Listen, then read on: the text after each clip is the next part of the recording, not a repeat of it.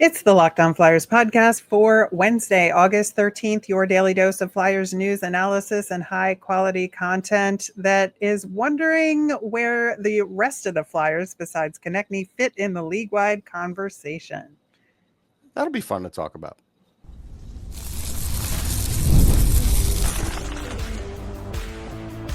You're Locked On Flyers, your daily podcast on the Philadelphia Flyers. Part of the Locked On Podcast Network, your team every day. Hey there, and thanks for making Locked On Flyers your first listen every day. I am Rachel Donner. I've been podcasting about the Flyers, the NHL, and hockey for a decade, and I'm here with prospect expert and Flyers credentialed reporter for 20 years, Russ Cohen. Today's episode is brought to you by FanDuel. Football season is around the corner, so visit the FanDuel app today and start planning your futures bets now. To keep up with our latest episodes and Flyers news, you can find us at Locked On Flyers on Instagram, Threads, Blue Sky, and Twitter. And of course, here on the Locked On Podcast Network, your team every day. Russ, we have talked a little bit about Egor Zamula and where he fits on this team, and even if he will, looking forward as far as this rebuild goes, you know, he could be the sixth defenseman, he could be the seventh defenseman by the end of the season. So, like, what does he have to do to stick around here? I think he just has to play minutes, not make mistakes, score a few more points. And then I think he's valuable enough where I think there's comparables around the league that show that it's probably more worth it to keep him than to look for somebody out in free agency, which is always going to cost you more. Right. So Riker Evans signed a contract with the Seattle Kraken that could be a model for, if he earns it, like what that could be, right? Yeah, the minute I saw that, it's like, I understand that there's probably the hope. And right now, Riker Evans has a few more points every year than Zamula, but Zamula had 20-something points a year ago, not last year. And so, could he get 25? Yeah, he can get 25 points. If he does, is he worthy of a 2-year deal worth like 4.1? Yeah, he probably is, because he's getting something between, 1.5, 1.7 now. And so, like, yeah, it would be a little bit of a raise, but worth it to keep him around, especially if he knows the system's playing well, he knows the players. It helps Michkov to have another Russian around. It doesn't hurt. And again, if you got to go and get somebody in free agency, unless you're getting really baseline old defensemen, you're spending at least this much, if not more. Yeah, I agree. We are going to get to your mailbag questions later in the show. And, going into our conversation about guys besides Travis Konecny, because we talked about Travis Konecny on the Monday show. And as a reminder, our weekly poll question is about that and where TK fits into the NHL league-wide conversation in terms of forwards and the rankings and such. And so make sure you've answered the poll question. The link is in the show notes and it's on our YouTube channel, and let us know why you selected what you did. We're going to talk about those results on next Monday's show when we introduce a new poll question for you then. But we wanted to talk about the other guys on the Flyers because, Russ and I have had conversations about, like, do the Flyers have guys that are, top players around the NHL? Because conventional wisdom, off the cuff would be no.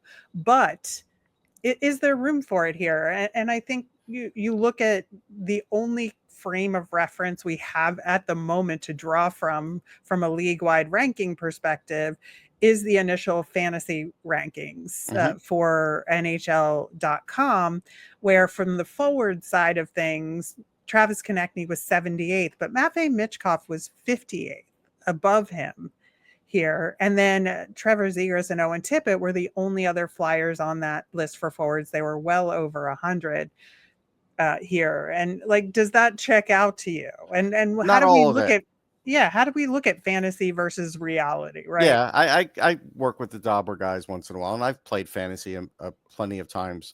I look at it like this. So I think what NHL.com is thinking is that, Michkov will easily score 15 more points this year. But that, history will tell you that's not always the case. If you go back and look at Nikita Kucherov, he had the same amount of points, like 1 point difference, first year to second year. Why? Why is that? Well, because again, the league is now going to look at Michkov and they're going to try and stop that shot down low, and he's going to have to try and score in other ways. And, I would say for the first month, teams were trying to figure out how to cover him. Now it's going to be harder for him. Sure, he's going to be a year stronger and faster, but they're also going to up their game and do video work on him. And I think that's where maybe they've got it wrong on that. Now, I would rank him probably as high as 58 also, but I'm not sure he's getting like 80 points. 80 points is hard to get in this league. I wouldn't, if I had to bet against it, if I had to bet on it, I would bet against it. Travis Konecny is more likely to get his point total that he did last year. And he has that experience. Now, I think that's where Rick Tocchet and the system he puts into place is going to affect Michkov's game, because I really think that based on what we've heard so far, what we've heard from Michkov and what we've heard from Tocchet, that Tocchet wants to take advantage of what Michkov does better, kind of let him fly and let him use that high hockey IQ that he has, where he's 3 steps ahead of everybody else and can create space like no other. And, he finds seams for shots in a very creative way. And I think allowing him to be more of himself will create less of a chance of opponents being able to figure him out in some ways. I mean, in a perfect world, but I mean, we could also go back and look at Rick Tocchet, and certain guys should have done better in Vancouver that didn't. So I have to wait and kind of see on that and go with history a little bit with young players. He's still a young player. No matter how good we know he is, he's still a young developing player. Like, he's not all the way there. He's only a quarter of the way there, probably what he's going to be, maybe half at best. And so, Konecny is more likely to do that, to reach his, last year numbers and maybe go above it. Now, the issue here that I have is they have Owen Tippett and Zegras mixed up. I think they've forgotten that Trevor Zegras has scored 65 points in this league, where Owen Tippett's never gotten over 53. And I don't know what in the world they're thinking on this one. Are they guaranteeing that Tippett's going to be on a line with Michkov? Because we can't guarantee that. So if Trevor Zegras was on a line with Michkov, like, he's getting to his 60 points at least.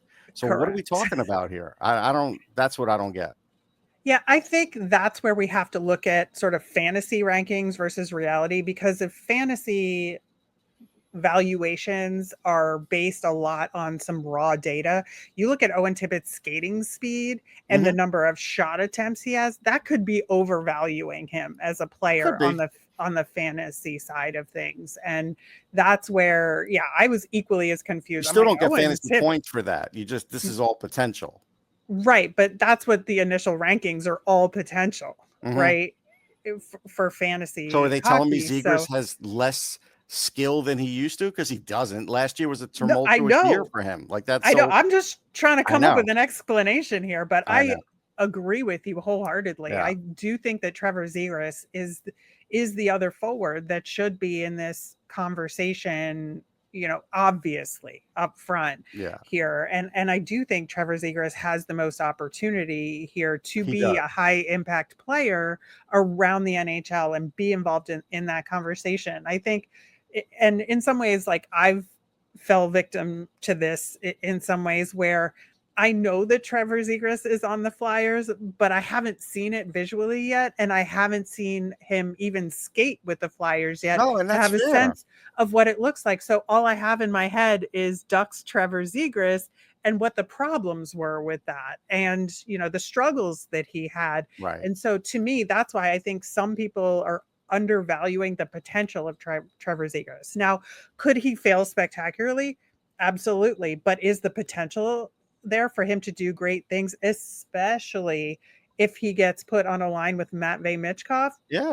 Unbelievable. Like, the potential is so high, right? Yeah. I mean, there's no question. I mean, again, I get what your argument is, and it would be the same as, like, if 2 years ago you said, hey, the Flyers are getting Jamie Drysdale, he's starting the season, I'd be like, oh, this is big. This is big for the Flyers, big for Drysdale. But now we fast forward it, and it's kind of like, now we got to see what Jamie Drysdale can do. And so I think also based on that, in your head, you've now course corrected, because you're like, well, that's what it was in Anaheim. I don't know what it's going to be here. And that's fair.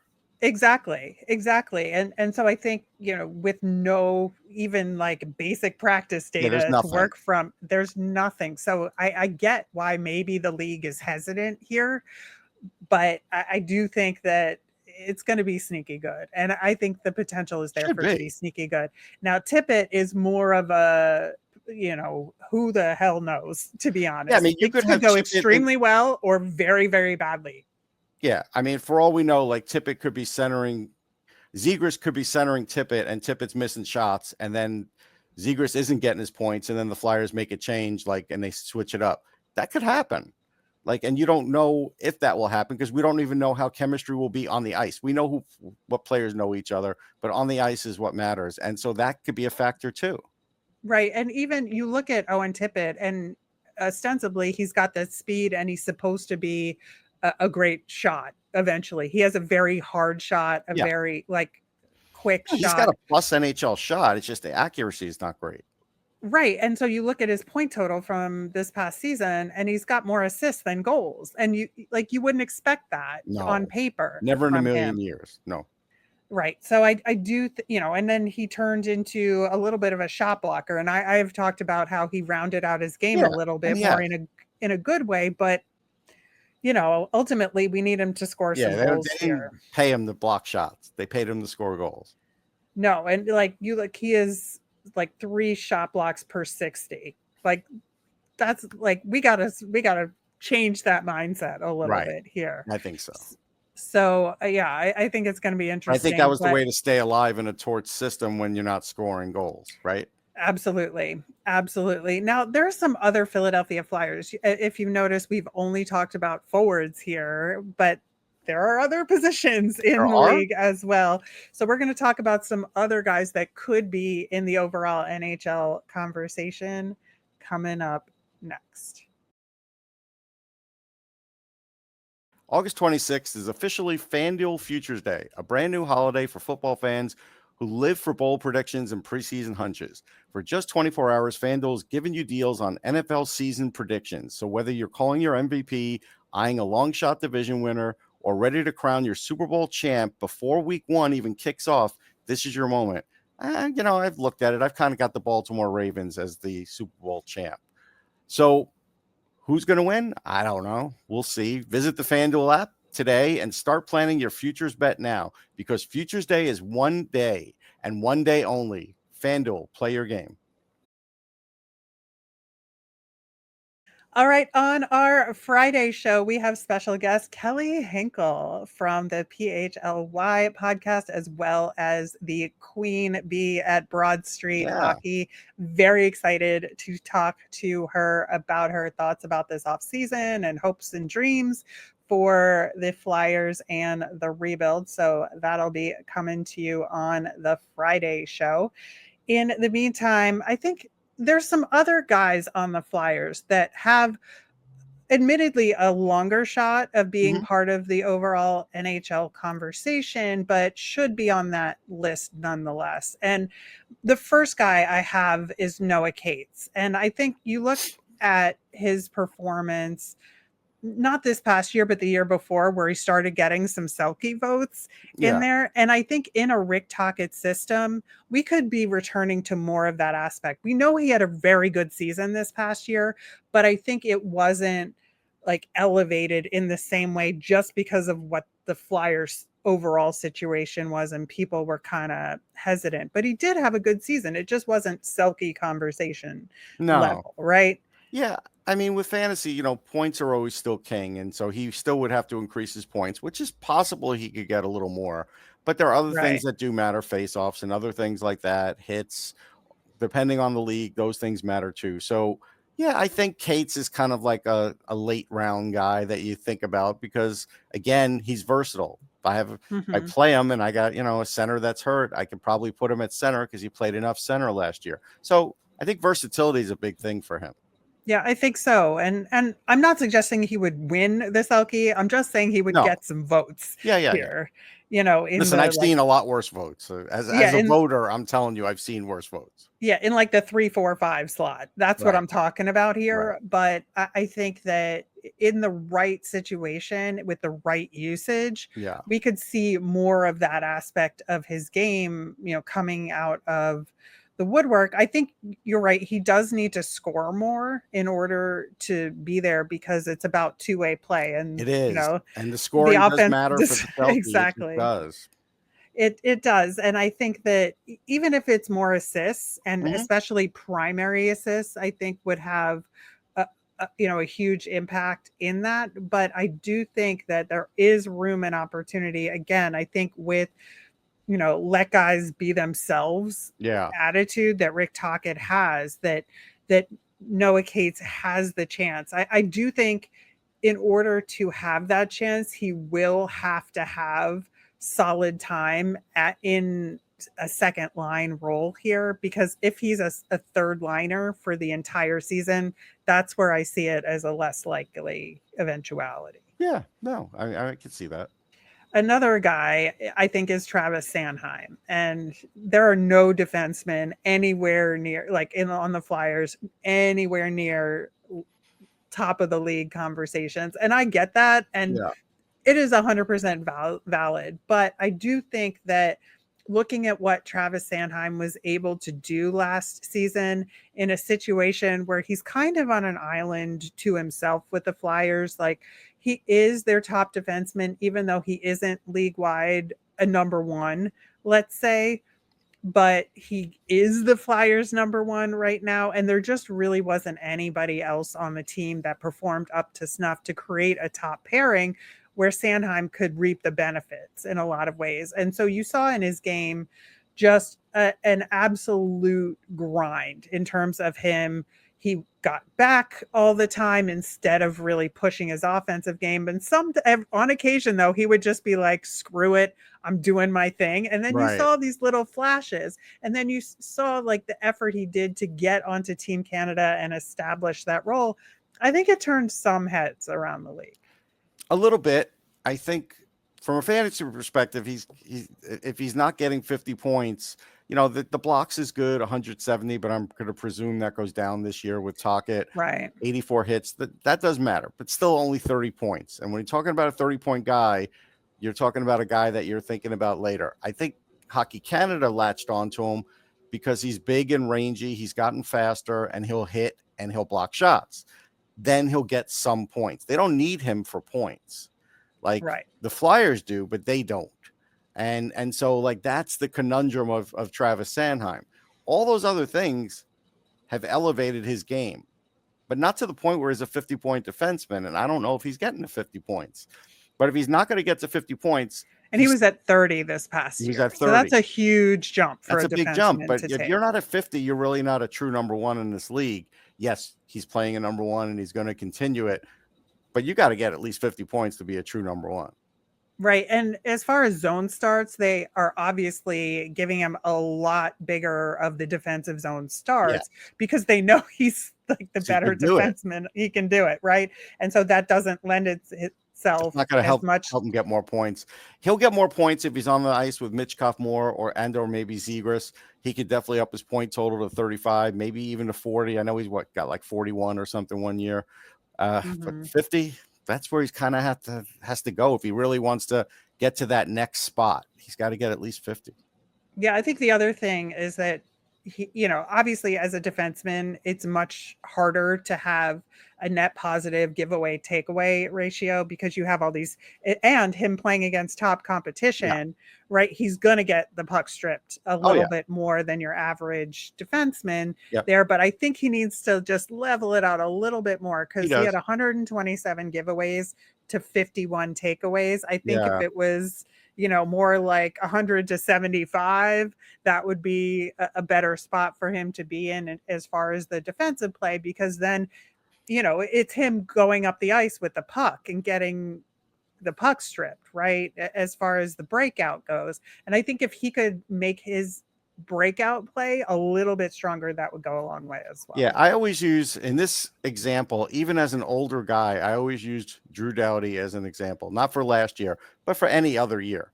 And the most he's ever had is 105, and he only faces the top competition. But even like 2 years ago, he had 59, 45. Now, I'm not suggesting Sanheim can get it down to that, but that's what an elite defenseman gets it down to. So if he could get it to 75, that'd be a lot better.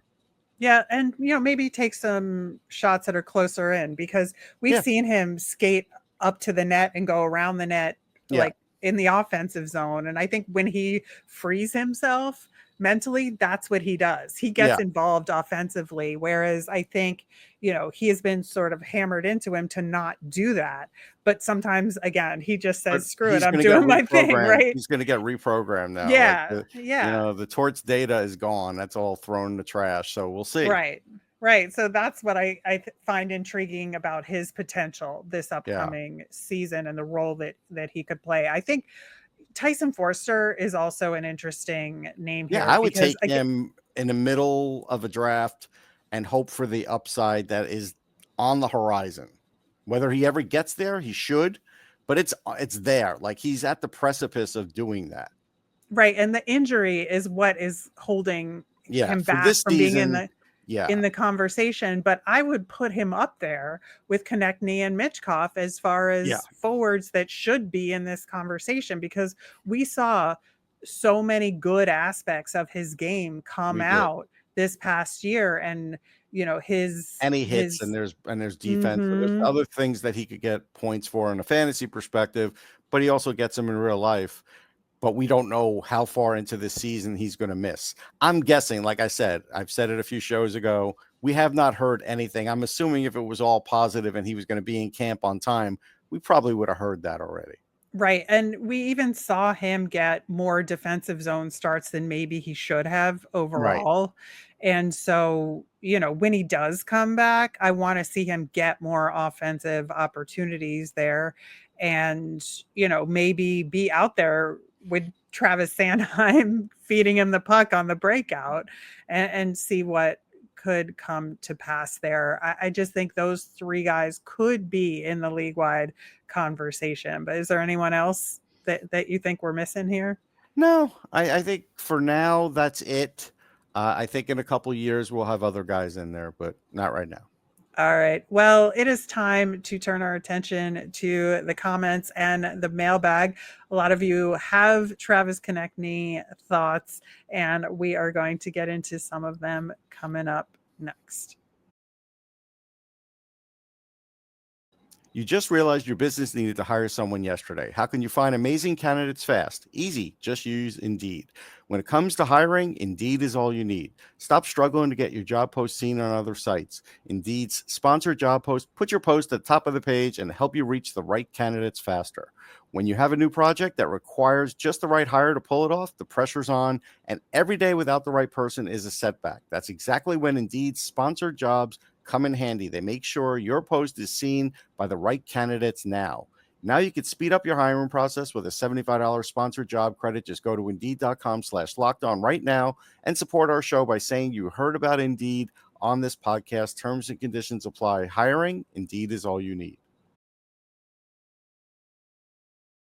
All right, so we did talk about Travis Konecny on the Monday show. Before we get to those comments and questions, we got an email from Eric, which I thought was really interesting, asking, what are the upsides and downsides to having a much more successful or a significantly much less successful season than expected this year? Because we've talked about how we think the Flyers are going to take a small step forward, but this is going to be about getting the system in place and getting prospects developed and all of that, that the big jump really shouldn't happen until the following year. But what if things go extremely well from a win perspective and points perspective, or much, much worse?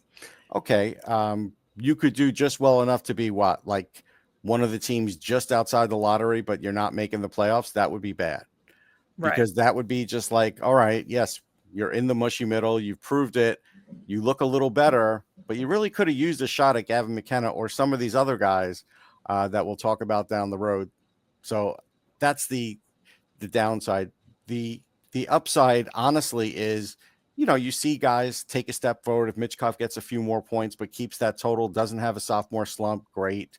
If Taka doesn't have any problem with the defense and the goaltending's marginally better, or at least NHL average, which it hasn't been in a while, but assuming those things, and you still end up in like the 11 that have a chance at the lottery, then it's good because you've improved in some areas.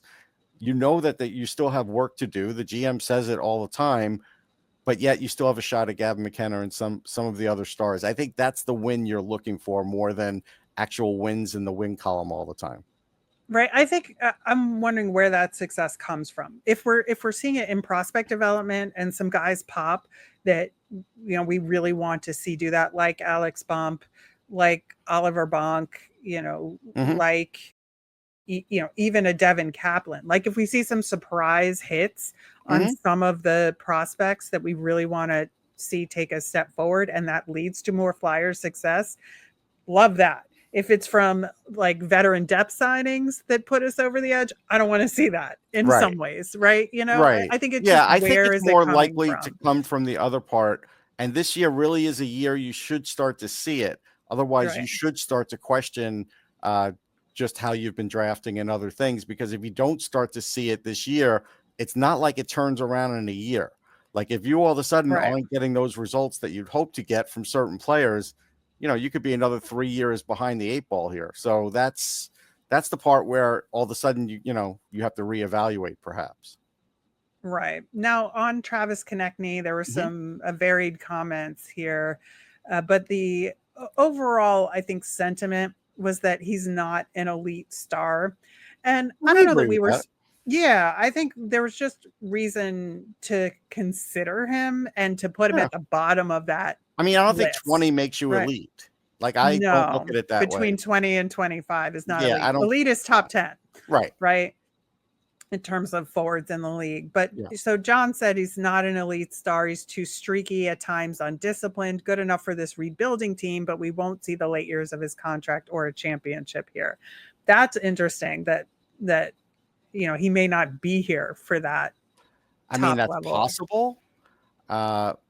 I know as you head further down the rabbit hole with a team that hasn't won in a while, these thoughts are pretty natural thoughts to have. I have them about my football team regularly. So, and I get it. I can't say definitively that he won't be around when they win a championship because we've seen other things happen with other teams. Well, and he has a no move clause, right? And the no move kind of helps that. But is it possible that in 6 years he gets moved and they become better as a result? Yes, that is possible. I can't say it's impossible.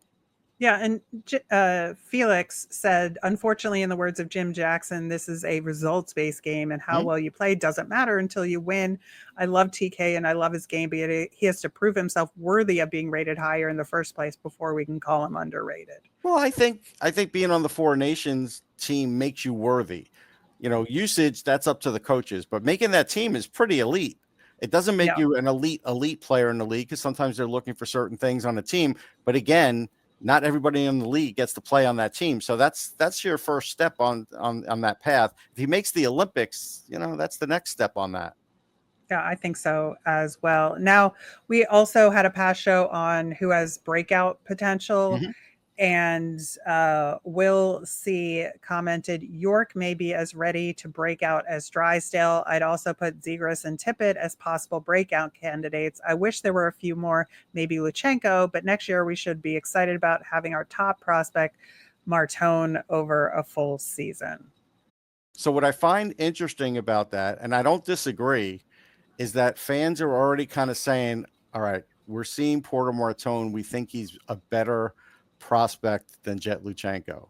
Like that's what we're starting to see. And which may be true. And it may be true.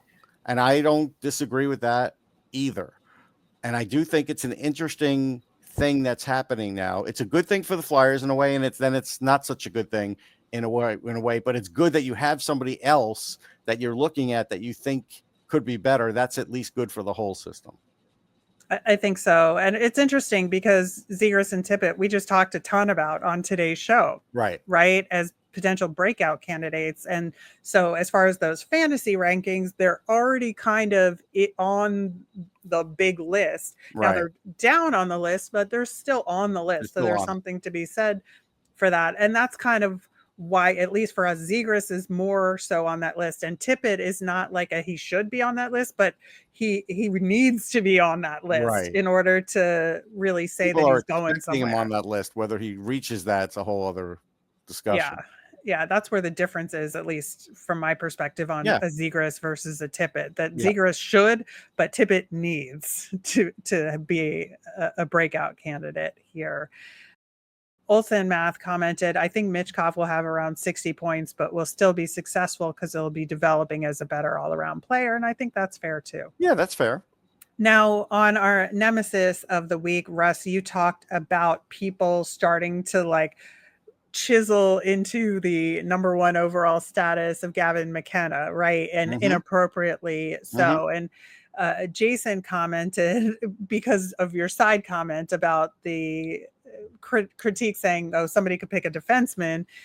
Jason said the Flyers would take the 6'5" D-man instead of McKenna just to show how smart they are. I have zero confidence in this front office when drafting. Examples: Jet over Zeev Bouillon, which we just talked about, and Martone over Hagens, who we've also talked about as a higher potential prospect. I can't argue with this.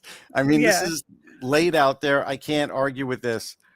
I have to believe, though, that he would not pass on McKenna.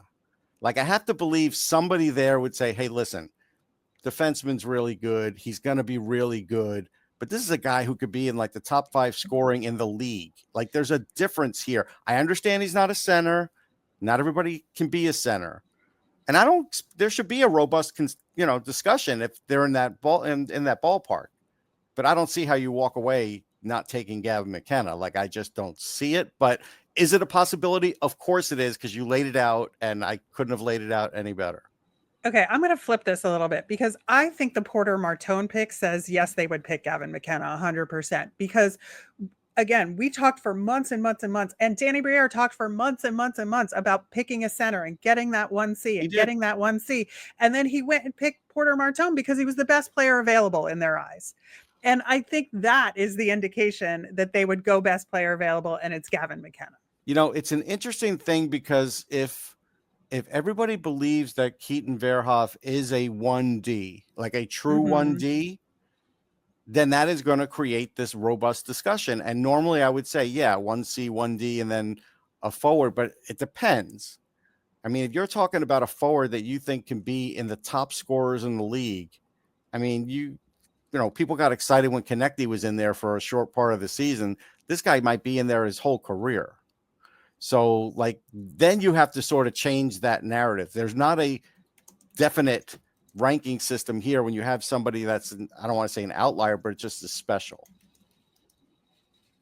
Yeah.